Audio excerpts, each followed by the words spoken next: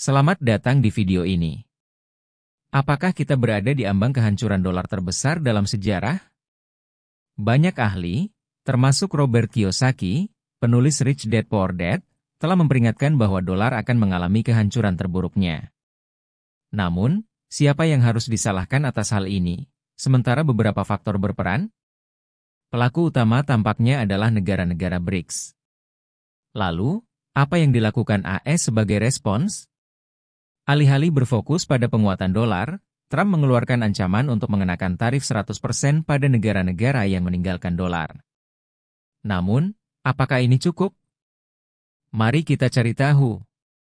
Dolar AS, yang pernah dirayakan sebagai landasan stabilitas keuangan global, kini menunjukkan keretakan. Ini bukan lagi tentang simbol kekuatan ekonomi, melainkan tentang sebuah kekaisaran yang berada di ambang kehancuran. Banyak yang menuduh negara-negara tersebut telah melakukan langkah-langkah strategis, tidak hanya untuk menahan tekanan dari Barat tetapi juga untuk berkembang tanpa ketergantungan pada dolar AS. Kekuatan Barat, khususnya AS, berada pada titik kritis ketika dolar emas kehilangan daya tariknya, dan prospeknya tidak menjanjikan. Para ahli, seperti penulis terkenal Robert Kiyosaki dari Rich Dad Poor Dad, telah membunyikan alarm dengan menyatakan bahwa kehancuran terbesar dalam sejarah pasar AS telah dimulai. Dipicu oleh utang yang tidak berkelanjutan dan menurunnya nilai dolar.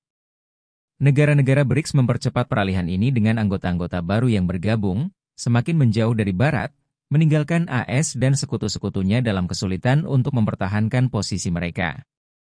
Namun, bagaimana kita bisa sampai di sini? Bagaimana koalisi negara-negara yang dulu dipandang sebagai periferal oleh Barat berhasil menggoyahkan landasan keuangan global? Jawabannya dirangkum dalam satu kata, de-dolarisasi. Selama beberapa dekade, perekonomian global bergantung pada dolar AS, terutama karena dolar adalah mata uang cadangan dunia. Ini berarti perdagangan internasional, khususnya komoditas utama seperti minyak, sebagian besar dilakukan dalam dolar. AS menggunakan posisi ini untuk memberikan pengaruh signifikan dalam menjatuhkan sanksi terhadap negara-negara yang tidak sejalan dengan kepentingannya, serta mengendalikan jalur kehidupan keuangan di seluruh dunia. Sadar akan bahayanya mengandalkan satu mata uang tunggal, negara-negara ini tahu bahwa mereka harus bertindak. Titik kritis terjadi pada tahun 2014, ketika AS memberlakukan sanksi keras terhadap Rusia setelah invasi mereka ke Ukraina, mempersenjatai dolar dengan membekukan aset-aset Rusia dan memutuskan hubungan negara tersebut dengan perdagangan global. Pendekatan yang keras ini merupakan peringatan bagi BRICS. Mereka menyadari bahwa mereka bisa menjadi target berikutnya, sehingga kebutuhan untuk mengurangi ketergantungan terhadap dolar menjadi semakin mendesak. Sejak saat itu, BRICS telah mempercepat upaya untuk membangun sistem pembayaran alternatif dan memprioritaskan perdagangan bilateral menggunakan mata uang lokal. Penambahan negara-negara besar baru-baru ini, seperti UEA, Iran, dan Mesir ke dalam blok tersebut, hanya memperkuat tekad negara-negara ini yang menghadapi tantangan mereka sendiri di bawah dominasi ekonomi Barat. Dengan cepat mereka bergabung dengan kekuatan BRICS, bersama-sama menyusun struktur ekonomi yang mengesampingkan dolar. Jangan abaikan motivasi politik di balik pergeseran ini. BRICS mewakili koalisi bangsa-bangsa yang telah lama menjadi sasaran keputusan ekonomi dan politik Barat. Dengan mengurangi ketergantungan pada dolar, mereka tidak hanya memperoleh kebebasan ekonomi, tetapi juga mengirimkan pesan politik yang jelas menolak untuk dikendalikan oleh AS dan sekutu-sekutunya. Sementara dolar AS masih memegang sebagian besar cadangan global, dominasinya menyusut. Data dari Dewan Atlantik menunjukkan bahwa pangsa cadangan global yang dimiliki dalam dolar telah turun sebesar 14% sejak tahun 2001. Penurunan ini tidak hanya bersifat finansial tetapi juga simbol dari pergeseran keseimbangan kekuatan global. Karena BRICS terus mendorong dedolarisasi, pengaruh dolar melemah, dan kekaisaran sedang runtuh, dengan BRICS menjadi pusat perhatian keuangan global. Tapi bagaimana negara-negara Barat bisa melewatkan tanda-tanda ini? Itulah pertanyaan yang harus kita ajukan. Peringatan-peringatan sudah ada, tetapi para pemimpin Barat tidak melihatnya atau memilih untuk mengabaikannya. Salah satu kesalahan terbesar Barat adalah meremehkan BRICS. Selama bertahun-tahun, Kekuatan Barat memperlakukan blok tersebut sebagai kelompok negara berkembang yang tidak signifikan secara ekonomi dibandingkan dengan negara-negara besar seperti AS dan sekutu-sekutunya di Eropa. Kesombongan ini membutakan mereka terhadap fakta bahwa BRICS diam-diam sedang membangun koalisi global yang pada akhirnya akan menantang landasan dominasi keuangan Barat. Sanksi menjadi alat yang digunakan Barat ketika berhadapan dengan negara-negara berkembang.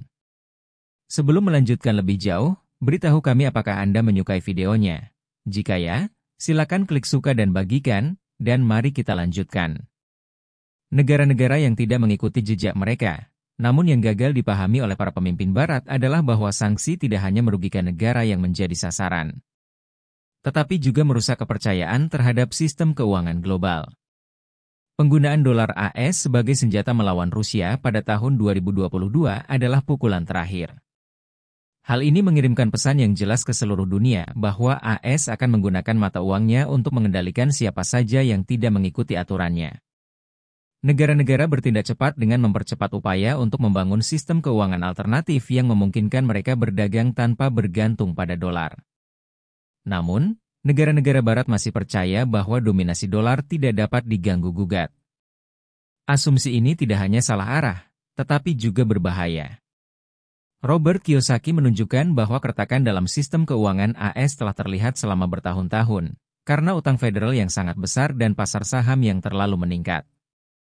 Menurunnya kepercayaan terhadap perekonomian AS telah berkontribusi pada krisis saat ini, namun alih-alih mengatasi masalah ini, negara-negara Barat justru menggandakan strategi yang gagal dan kini mereka menanggung akibatnya.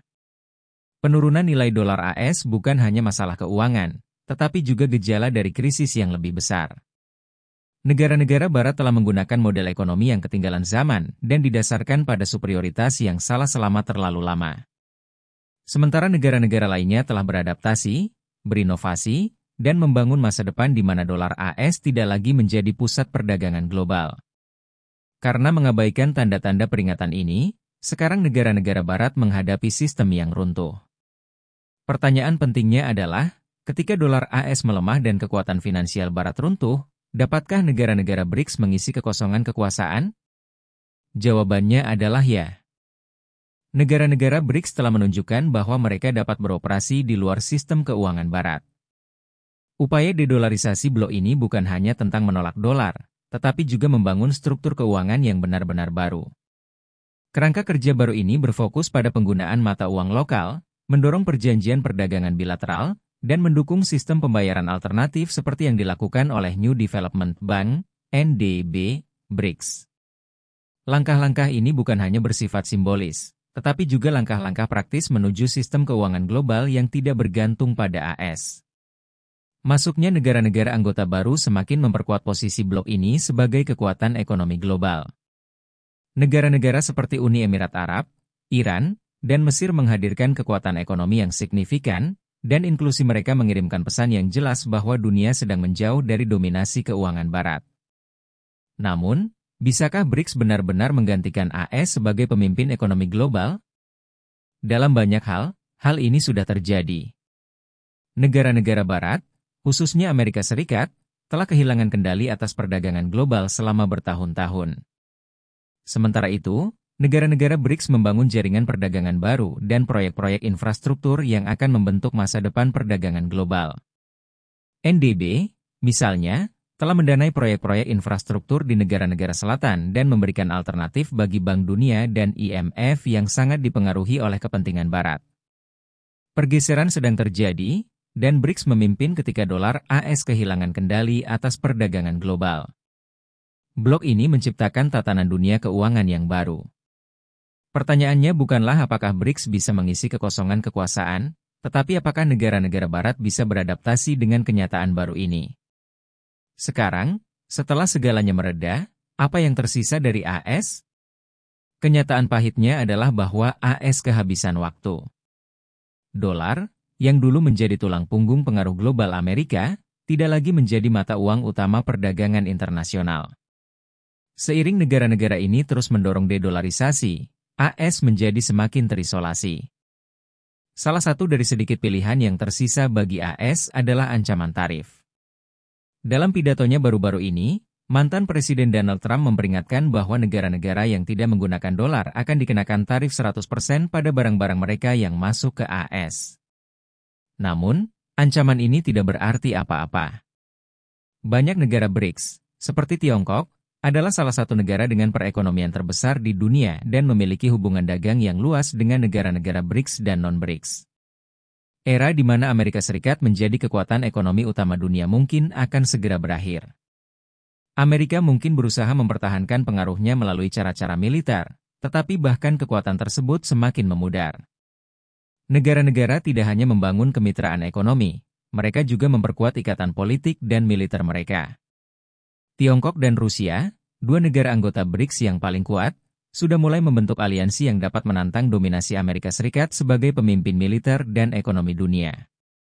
Dengan dolar AS yang terus melemah, pertanyaan bagi negara-negara barat adalah apa yang bisa dilakukan AS dan sekutu-sekutunya untuk menyesuaikan diri dengan dunia di mana mereka tidak lagi berkuasa. Atau akankah mereka mencoba mempertahankan kekuatan mereka yang semakin memudar?